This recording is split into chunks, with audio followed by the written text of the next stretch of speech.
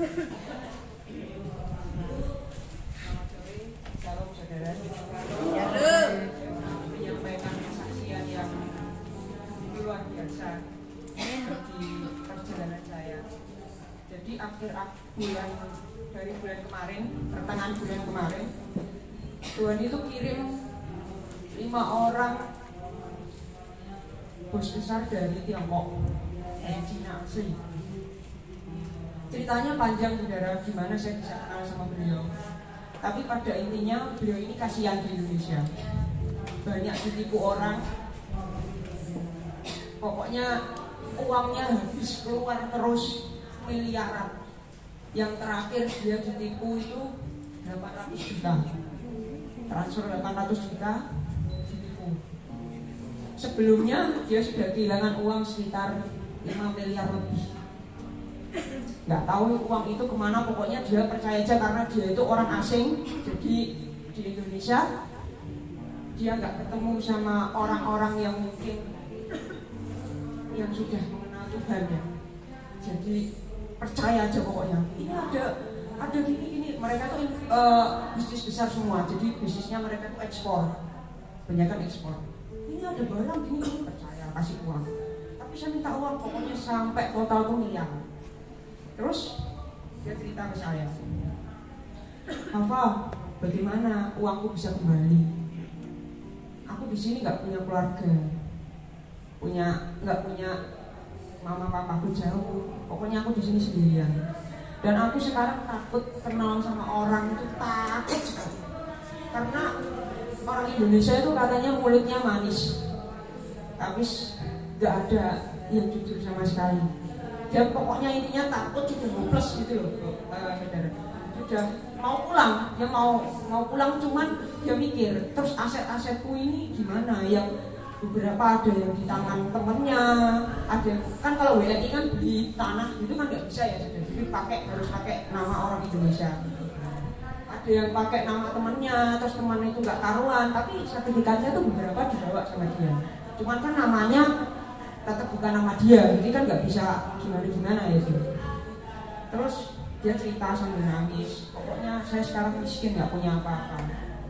Saya ada mau bangun pabrik pun setengah jadi karena uangku ditipu. Terus 2 minggu yang lalu saya ke Surabaya jemput temennya, investor juga baru datang dari Cina, tinggal di apartemen, sewa apartemen. Dia juga sama, juga cerita baru aja sebelum dia pulang ke Cina dia ditipu sekitar 1 miliar. Gak tahu uang itu kemana juga. Terus saya makan siang waktu itu di Pakuan Mall di PTC. Saya makan siang di situ. Dia bilang, aku sekarang gak punya uang, kamu aja yang makan. Aku makan apa adanya aja, air putih aja lah. Saya kan nggak tega ya, akhirnya saya paksa. Ayolah, ayo, itu bisa, yang satunya bisa ngomong Indonesia, yang satunya nggak bisa sama sekali. Ayolah, ayo, aku paksa. Terus dia pilih yang paling murah, itu kue tiaw, dia makan. Terus dalam hati saya tuh, saya diceritain kayak gitu tuh pengen nangis gitu. Dia kayak sampai dia tuh tunjukin rekeningnya ke saya, dompetnya dibuka semuanya, pokoknya ditunjukin itu saldonya menipis. Terus dia bilang gini, ada nggak ya yang bisa bantu aku uangku kembali? Terus saya bilang, saya sambil makan saya bilang, saya kelarkan makanan saya dulu ya, nanti saya cerita. Oh iya, saya makan. Terus saya cerita, Koko, kalau Koko percaya sama saya, ada yang bisa membalikan uangnya Koko. Siapa dia? Siapa? Beneran bisa? Bisa. Siapa? Tuhan Yesus. Tuhan Yesus siapa?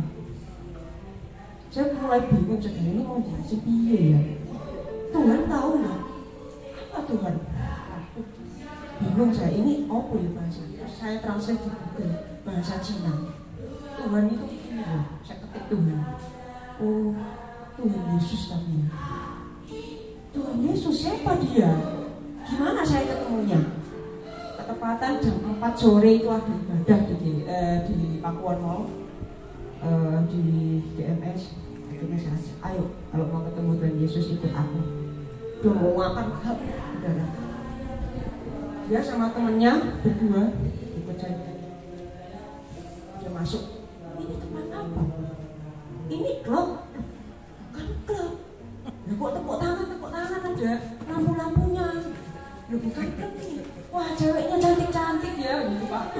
Saya ya takut nanti malah salah fokus gitu ya. Pokoknya dia memuji Tuhan, menyanyi-nyanyi, terus saya bilang, mana Tuhan Yesus? Saya bilang, Tuhan Yesus ada di hati. Kalau kau percaya sama Tuhan Yesus ganti uang yang kau itu kembali. Saya bilang gitu. Beneran. Kamu bisa janji, saya bisa janji. Asalkan kau percaya dalam hati. Sekarang kau sebut dalam hatinya kau bicara. Tuhan Yesus, aku mau menerima Tuhan Yesus sebagai Tuhan dan Juru Selamatku. Dia ikutin. Terus pujian dinyanyikan, dia melihat kanan kirinya kok serius, puji Tuhan serius, bahasa roh dan lain-lain. Dia nangis sudah. Oh Tuhan Yesus tolong aku nggak punya uang, aku ditipu, aku ini. Dia nangis sampai berlutut. Saya ikut nangis juga. Temannya yang satunya ya masih bingung, mungkin karena dia nggak tahu bahasanya, tapi dia ikut berdoa. Gini. Panggilnya bukan Yesus tapi Yesua. Terus dia bilang, aku mau ikut kamu. Nanti ajak aku ke gereja lagi. Aku janji. Sekarang coba dengarkan telingamu. Nanti kalau uangku kembali, pabrikku sudah jadi. 50% aku mau kasih untuk gereja. Dia bilang gitu bukan. Saya bilang, kok nggak perlu janji sama saya. Karena bukan, saya itu manusia. Jadi kok harus janjinya sama siapa? Sama Tuhan. Kalau kok percaya sama Tuhan Yesus, semua yang mustahil. Tuhan pulihkan hidupnya kok. Dari Koko nggak punya, dulu Koko waktu masih kaya, masih uang banyak, kata dia itu paling sedikit di ATM-nya dia itu 200 juta itu paling sedikit, bagi dia itu miskin katanya. Bagi saya 200 juta itu miskin. Sekarang 100.000, pabrik saya hektaran setengah jadi. Saya ditunjukin saudara kok, pabriknya di mana, teman-temannya semua itu pengusaha besar-besar semua sama. Terus dia bilang gini, nanti aku mau bawa temanku 5 orang, aku ajak ke gereja, kamu nanti antar ya. Yang satu tinggal di apartemen Marketplace di Surabaya, yang satunya ini mau proses pindah ke sini, mau bangun pabrik di Madiun. Jadi beberapa waktu ke belakang ini saya sibuk istilahnya. Ya saya bingung juga, saudara, ini gimana, saya harus gimana, pokoknya saya pasrah Tuhan, saya percaya kok pertemukan saya dengan dia ini nggak ada suatu kebetulan, pasti ada rencana yang besar. Terus kemarin hari Minggu saya ajak ke gereja lagi, dia bilang gitu lagi, pokoknya Fafa, kalau Tuhan Yesus kembalikan uangku, aku mau sebagian untuk gereja.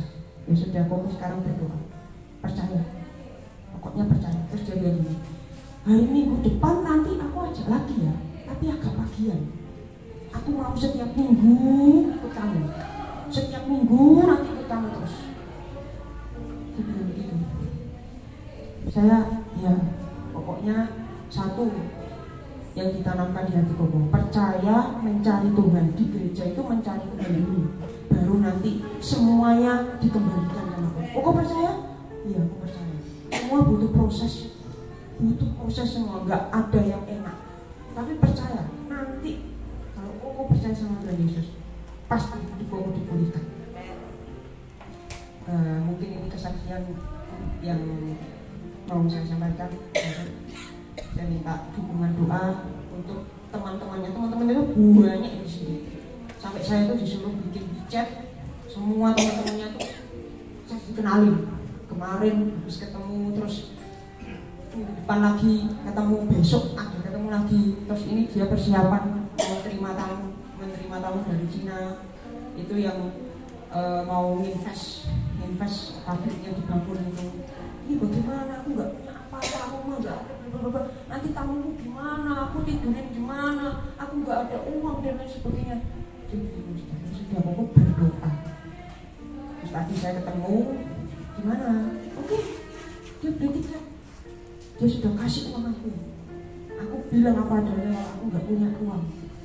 Dia datang, katanya apa adanya aja, nggak usah hotel yang mewah atau apa, yang penting kita jalan. Terus dia bilang, aku sudah nggak mau percaya lagi sama orang-orang yang tidak mengaku. Aku mau percaya sama orang Kristen, karena orang Kristen aku lihat hatinya baik. Dia bilang gitu ke saya.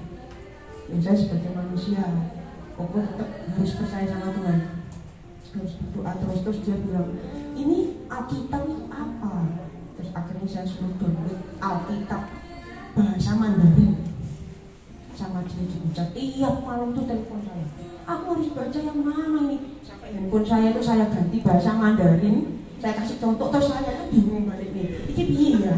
Aduh, ya wis kadung bahasa Mandarin, iya tuh beke ini ya, kembali aneh ini.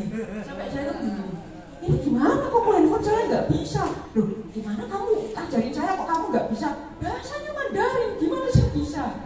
Akhirnya ya sudah, terus dibenerin, terus akhirnya bisa.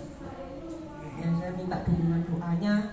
Nanti saya sudah sampaikan, kamu mau kemana kok? Kamu sibuk sekali hari ini. Saya mau ada persekutuan doa. Apa persekutuan doa itu? Kok bisa ikut hari ini? Oh, saya di meeting. Nanti ya, kita atur jadwal. Oke, nanti harus ikut loh ya. Harus ikut ke persekutuan doa. Jadi ibadahnya itu apa sih sebenarnya? Dia tanya, hari Minggu, taruh hari Sabtu ada sendiri, hari Selasa ada sendiri. Saya bilang gitu. Nanti aku ajak ya. Oke, kamu sekarang berangkat dulu, doain aku ya. Aku titip doa ke Tuhan Yesus katanya. Ya nggak bisa dong, harus sendiri datang. Ya nanti atur jadwal, nanti aku bawa teman-temanku. Terus dia tanya, di Nganjuk ada gereja nggak? Ada. Kenapa? Aku mau suruh temanku yang di Nganjuk, dia punya pabrik tas di Nganjuk, namanya Tam. Sudah ketemu sama saya.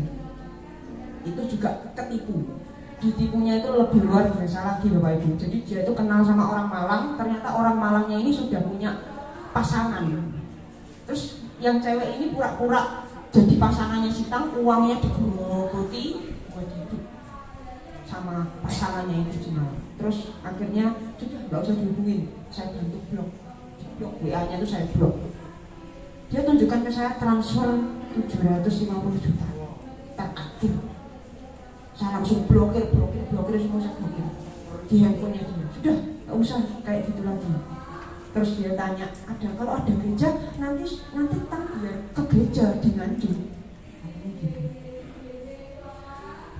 Ya mungkin ini kesaksian yang bisa saya sampaikan. Semoga kesaksian ini bisa menjadi rema dalam hidup kita.